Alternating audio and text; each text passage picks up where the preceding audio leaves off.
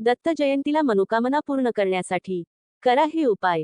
यंदाची दत्त जयंती ही 4 डिसेंबरला येत आहे. 1. दत्त जयंतीच्या दिवशी तुम्ही सकाळी लवकर उठून स्नान झाल्यानंतर दत्त मंदिरात जा. मंदिरात जाऊन तिथे गूळ आणि चण्याची डाळ अर्पण करा. काही मंदिरांमध्ये या दिवशी महाप्रसाद बनवला जातो, त्या प्रसादासाठी देखील तुम्ही ही डाळ आणि गूळ देऊ शकता. यामुळे आयुष्यातील अडचणी दूर होऊ लागतात. 2. दत्त जयंतीला व्रत करावे व आपल्या घरात लहान मूल अथवा विवाहित जोडप्याला जेवायला घालावे.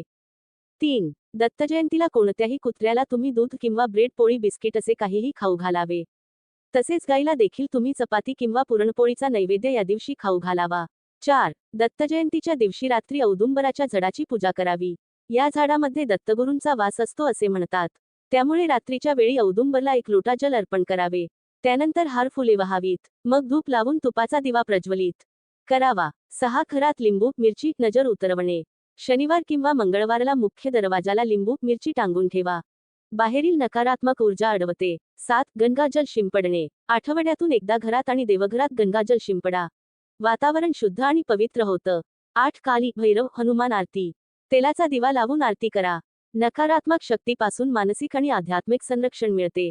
9. हळद, कुंकू अधिक मीठ. घर साफ करण्याचा उपाय. एका वाटीत 1 चमचा हळद, 1 चमचा कुंकू, 1 मोठा मीठ हे एकत्र करून दरवाजाच्या कोपऱ्यात आणि घराच्या 4ही दिशेला हलकेच शिंपडा. काळी ऊर्जा लगेच तुटते. 10. हनुमान प्रताप स्तोत्र किंवा बजरंग बाण. रोज सकाळी 5 मिनिटे ही वाचा.